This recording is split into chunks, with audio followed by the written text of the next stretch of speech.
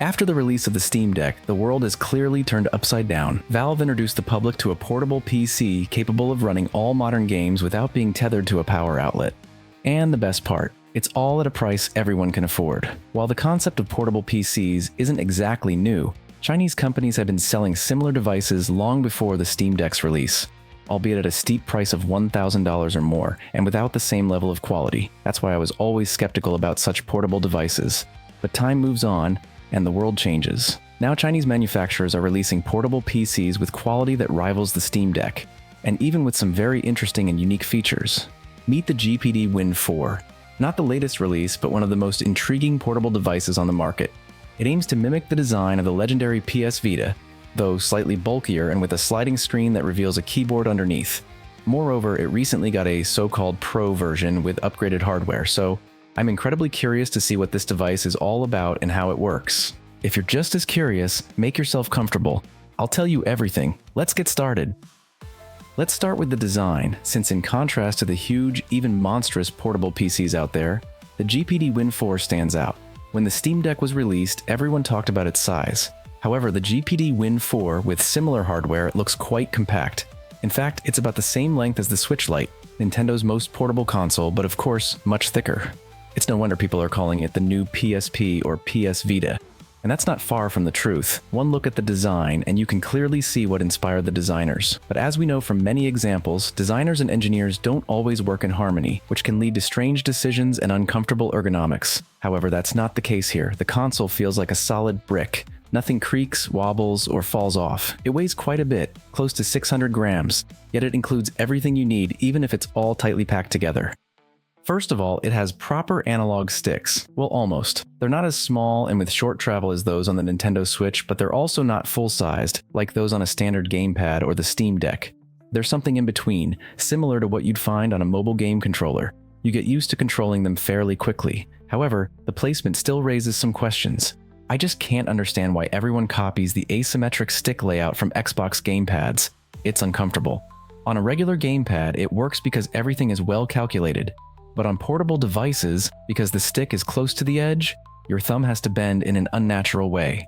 Especially considering the sliding screen, it feels like the right stick should be level with the left one. There are different solutions floating around online, from buying a special holder to 3D printing one yourself. But it begs the question, why? Why didn't the engineers or designers think of this from the start? Someone will probably say that you can get used to it, and yes, we are adaptable creatures and we can get used to a lot of things. On the PSP, people even used buttons to control the camera since there were no analog sticks, but that didn't make it any more convenient. And this isn't just a problem with the GPD Win 4, it's an issue with the vast majority of portable devices. It seems many people actually like this setup. Please let me know in the comments. Am I the only one who finds it uncomfortable? But overall, if you don't pay too much attention to it, the gameplay is manageable. Apart from that, there's nothing to criticize about the design.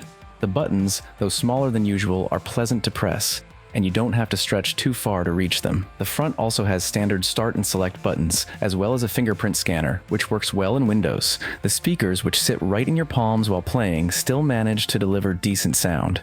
There's even a menu button neatly placed at the bottom, where the original PSP had nothing, so if you're not nitpicking, they've managed to fit everything you could need, and even more, into such a small device. If you watch the Steam Deck review, you'll remember how much I praise the trackpads, which are indeed convenient and in some older games, absolutely indispensable. This device also has a trackpad, and on one hand, it's impressive that the Chinese engineers managed to fit it into such a small case.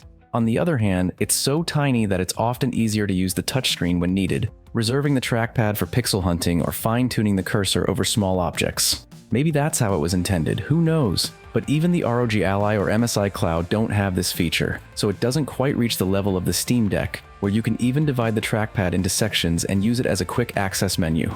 Still, in certain situations it's extremely useful, so it's great that it's included. However, the most surprising feature isn't even that, but the sliding screen that reveals a keyboard underneath. At first I thought this was just another example of Chinese engineering ingenuity, a feature that's there but would never actually be used. After all, the screen is touch sensitive, and if you want, you can use the on-screen keyboard just like on the Steam Deck. But how wrong I was. A physical keyboard that doesn't take up valuable screen space is incredibly convenient, and it's always right under your fingers. Playing RPGs with chat, or even Minecraft where you need to type commands, has become so much easier and more comfortable. And that's just for games, not to mention regular browsing or using Windows. With this device, if you really want to, you can work on documents or presentations while on the go without much discomfort. Sure, it's smaller than a laptop, but overall, what seemed like a silly idea in theory turned out to be incredibly successful in practice. At this moment, I realized that the engineers at GPD didn't just throw an unfinished, unrefined product onto the market, as was often the case with earlier Chinese portables. They put in the effort and created a well-thought-out device where everything is meticulously calculated. And it's worth noting that even the balance isn't thrown off when you open the screen. On the contrary, it makes playing even more comfortable if only the sticks were symmetrical, but that's a minor issue. Speaking of the screen, it has its own surprises. It's a horizontal screen. For those who might not understand, let me explain. All existing portable devices on the market use a vertical screen that is simply rotated to a horizontal mode. This approach is cheaper to produce. While there are almost never issues with native resolution, though almost is the key word, as either publishers or game developers optimize everything, attempting to lower the resolution to increase frame rates can cause everything to break. Games might crash, switch to windowed mode where only half the game is visible, or the interface might appear compressed or distorted. In short, there are a lot of issues. While the SteamDeck on SteamOS handles this vertical screen well because Valve specifically optimized it, other portable devices running Windows perform terribly with a vertical screen. It's rumored that Microsoft might release a special mobile version of Windows that would work perfectly, and there are even whispers that it's in development, but until that miracle happens, we'll just have to endure the pain. But not on the GPD Win 4, where the screen is truly horizontal, eliminating all the potential issues with Windows. Plus, the screen itself is well-tuned and calibrated. It's not OLED, of course, but still quite good. Besides, OLEDs tend to burn out over time and may not be suitable for everyone's eyes, so for some people, this might actually be better. However, there are some downsides. First, the refresh rate. There aren't any models with a refresh rate higher than 60 Hz. So even if a game runs at 100 plus FPS, which can happen, the increase in smoothness won't be very noticeable. This is a significant issue in competitive shooters, where victory often goes to the person who reacts and shoots faster, sometimes within milliseconds. But perhaps this is the trade-off for having a horizontal display.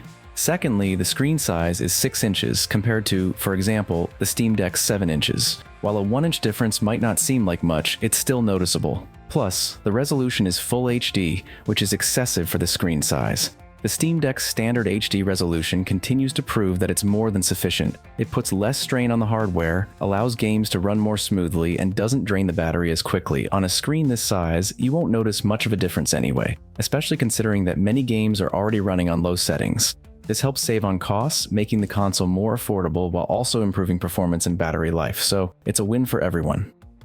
However, thanks to its 6-inch size, you can lower the resolution to 720p on the GPD Win 4 without noticing many jagged edges or pixels. So, to summarize, while you could find some minor flaws with the design, it's hard to criticize it. I really like the design and its attention to detail. There's a flash drive slot on the side of the grip, placed further from the radiator so it doesn't overheat like in Asus devices. There are USB Type-C ports on the top and bottom so you can charge the device in any position. Everything is well thought out. But we don't love gaming devices just for their design, so it's time to see what's inside, right? Here's where you need to understand that there are many different configurations. This is China at its best. With the SteamDeck, you basically have only 2 models, with different screens and slightly altered specs. But with the GPD Win 4, over 2 years, the models vary not only by year, but also by processor. This makes it much harder for the average user to choose the right version. You can easily find detailed tests online, but in general, they all perform well because, first of all, the company has put effort into optimization. Plus, the processors are powerful enough to run all games. The newest model with the Ryzen 7 8800 has better future-proofing and runs games more efficiently with lower TDP, which translates to better battery life. In my opinion, portable devices should be evaluated more by their battery life than by their frame rates in games. After all, you can always increase power consumption to achieve good performance on any handheld, but that will inevitably reduce battery life. It's crucial for developers to find that delicate balance. For example, the ROG Ally initially lasted only 30 minutes in Cyberpunk 2077 before it was optimized, and when you lowered the power consumption, it started to lag. This is why everyone loves the SteamDeck. It's perfectly balanced, allowing even modern games to run well and for a decent amount of time. I have to admit, GPD has managed, if not to surpass, then at least to match that level of balance. For example, you can comfortably play demanding new titles at 12 or even 15 watts, which should give you around 2 hours of gameplay. Yes, there are exceptions where you need to increase the power consumption, and the device might last less than an hour, but those are exceptions. In most games, average power consumption is sufficient, and surprisingly, the frame rate even exceeds that of the Steam Deck if you lower the resolution to 720p. And if you're playing indie or older games, you can play for hours at 5-7 watts. Overall, it feels like an absolute game changer. But here's the thing, I'm a rather lazy person, and testing handheld consoles can take a long time because there are many variables. You can change the screen resolution, graphics settings, FSR in games, and the CPU's power consumption. So I admit I'm going to use data that others have already tested before me, especially since there are also comparisons with other handheld PCs that I don't have. So it's actually better. The only thing is that I double-checked in some places and everything matched up, so it's reliable. And what's interesting is that the new processor is predictably better across the entire range. But I can't say that the previous model performs poorly. In some games, like Shadow the Tomb Raider, it even slightly lags behind last year's model. However, the focus should probably be on the minimal power consumption at 5 and 12 watts, where the new 2024 model has higher FPS, while the battery life remains the same. This definitely impacts the comfort of gaming and its duration. The only thing that bothers me is how the company has neglected the design of the power consumption and other settings menu. It's just a window with icons and sliders, while competitors have a full-fledged separate menu. So, I don't know, but it seems to me that for this price, they could have put in a bit more effort. Otherwise, everything is great. It plays well and lasts long enough to pass the time on a commute or while on vacation. But the problem is that many people buy these mini PCs to play at home with friends or while lying on the couch. For home use, there's the Legion Go with a larger screen for the same price or even less. The appeal of the GPD Win 4 lies in its portability, which is worth paying extra for. But if you don't plan on taking it out of the house, there's not much point. After all, you'll have to settle for a smaller screen, where even 1 inch makes a difference. So, in the end, the device is truly impressive. I expected much less. I liked the design, the interesting solutions with the keyboard and ergonomics, and the hardware optimization with battery life that rivals the Steam Deck.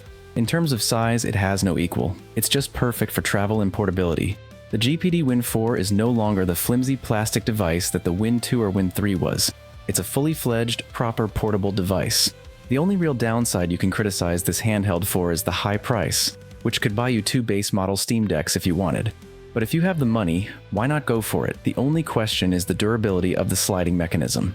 Even if we don't judge by past models, which were made from less than ideal materials, but by all sliders in general, this mechanism may loosen over time, and I, unfortunately, don't know how soon that might happen, as I haven't used it for that long. But if you own this handheld, leave a comment on how it's holding up for you. Otherwise, there's nothing to complain about. It's a good device, albeit overpriced. But considering the features and functions it offers, even at this price, it has no equals for now. However, many interesting competitors are set to be released in the future, so subscribe to the channel so you don't miss new videos where I'll talk about them. That's all for today. Thanks for watching, don't forget to like the video, and see you next time, probably tomorrow.